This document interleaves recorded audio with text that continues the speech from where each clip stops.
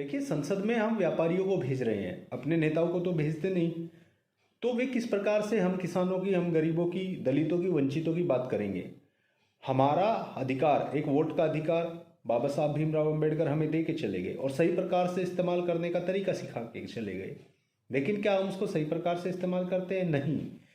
हमारे नेता जाते थे पहले, महेंद्र सिंह टिकैत, चौधरी चरण सिंह, किसान नेता छोटू राम जी, ऐसे नेता, डॉक्टर भीमराव अंबेडकर खुद संसद में गए, ऐसे नेता दलितों का, किसानों का पक्ष संसद में रखते थे, अड़ते थे।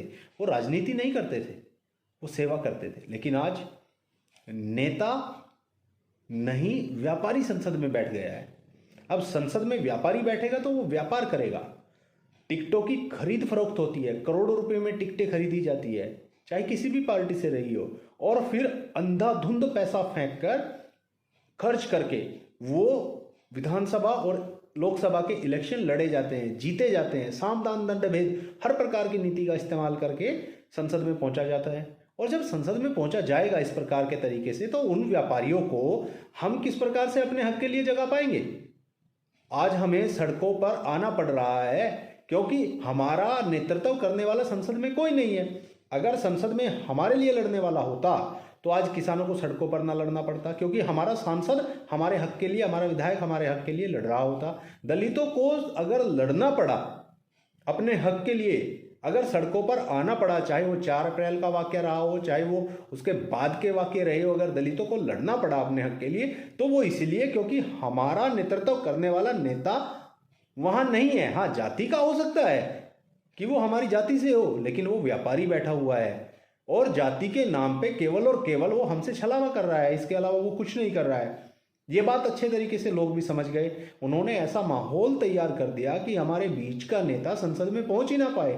इलेक्शन को इतना बड़ा बना दिया, इतना महंगा बना दिया कि गरीब का बच्चा, एक किसान का बेटा, एक वंचित वर्ग का बेटा, एक दलित का बेटा इलेक्शन लड़के संसद में पहुंच ही ना पाए। प्रचार, मीडिया, सब साधनों पे कब्जा करके बैठ गए हैं। अब किसानों को अपने हक के लिए सड़कों पर उतरना पड़ेगा, क्योंकि किसान नेता तो संसद में है नहीं। अब व्यापारी संसद में रहें तो व्यापार की बात करेंगे, और वो कर भी रहे हैं। इसमें कोई नई बात नहीं है। चाहे ये पिछले समय इतिहास में उठा के देख लिया जाए, चाहे आज़ादी के बाद की बात कर रहा हूँ मैं। आज़ादी से पहले तो कांग्रेस का और अंग्रेजों का मिला जुला शासन रहा, उससे पहले अंग्रेजों का शासन रहा। तो उस समय तो आंदोलन लाजमी थे, उस समय तो होते थे, होने भी चाहिए। आज़ादी के बाद शासन हमारे देश के लोगों का ही रहा है, लेकिन हमारे देश के शासन के बावजूद किसानों को सड़कों पर उतरना पड़ा अपनी मांगों को लेकर। आज किसी और का शासन है क्या? नहीं ना। फिर भी भारत के लोगों को, भारत के लोगों के खिलाफ ही उतरना पड़ रहा है, और केवल उन नीतियों के लिए जो नीतियां उन्हीं के लिए बनाई जा रही है। अरे, हमारे लिए अगर कोई फायदे की चीज होगी हमें पता होगा, अगर हम मना कर रहे हैं तो वो नुकसान की चीज है। तो बस इतनी सी बात है। लोकतंत्र की व्यवस्था, संवैधानिक व्यवस्था में लिखा गया है, जनता का शासन जनता के द्वारा, जनता के लिए। और जब जनता एक चीज को एक्सेप्ट करने के लिए मना कर रही है, दैट्स ऑल, उसको खत्म कर दिया जाए। लेकिन ये चीज क्यों समझेंगे? क्योंकि किसान नेता वहां पर नहीं है, दलित नेता वहां पर नहीं है, पिछड़े वर्ग का नेता वहां पर नहीं है, वहां पर तो व्यापारी बैठे हुए हैं। अब व्यापारी व्यापार ही करेगा। इन व्यापारियों को क्या तो किसानों से लेना, क्या इनको पिछड़े लोगों से लेना, और क्या इनको दलितों से लेना? इन लोगों को तो अपने फायदे के लिए लोकतंत्र का और इसका आपका विधानसभा और लोकसभा का इस्तेमाल करना है, जो ये बखूबी करना जान चुके हैं। अब इसको कब तक झेलना पड़ेगा और किस प्रकार से ये देश पे अभिशाप बन के उभरेगा, ये तो आने वाला समय ही बताएगा। लेकिन अगर देश के नागरिक का वास्तविक नेतृत्व संसद में नहीं पहुंचा तो ये देश के लोगों के लिए बहुत बड़ा नुकसान रहेगा, और भविष्य में इसके बड़े खामियाजे भुगतने पड़ेंगे।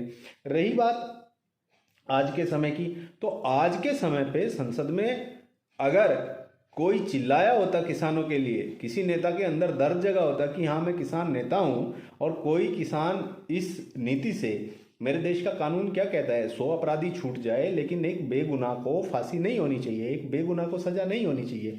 अगर एक किसान के भी खिलाफ कोई कानून जा रहा है तो वो कानून किस प्रकार से पूरे देश का नेतृत्व करेगा?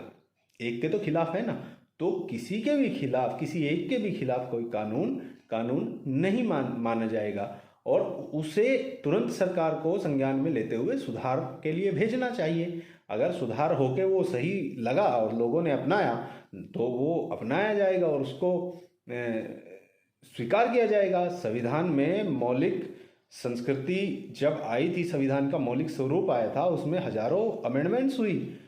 संविधान सभा में 1950 से पहले जब संविधान को अंगीकृत किया गया, उससे पहले बहुत सारी डिबेट्स करा के उस संविधान को संशोधित किया गया और 1950 के बाद आज तक भी संविधान में लगातार संशोधन होते रहे। अर्थात समय अनुसार कानून का इस्तेमाल जनता के हित के लिए किया जा रहा है और किया जाना चाहिए। इसी प्रकार से अगर आज जनता के हित में कोई कानून बनाया जा रहा है, जनता को लगता है नहीं उसके हित में है, कुछ बातें अलग है, उस पर विचार करके दोबारा से उसको अमेंडमेंट के लिए भेजना चाहिए। बस इतनी सी बात है। पर इतनी बात कहेगा कौन? व्यापारी तो नहीं करेगा, उन्हें क्या पड़ा, ना किसानों से ना पिछड़े लोगों से। व्यापारी क्यों कहेगा ये बातें?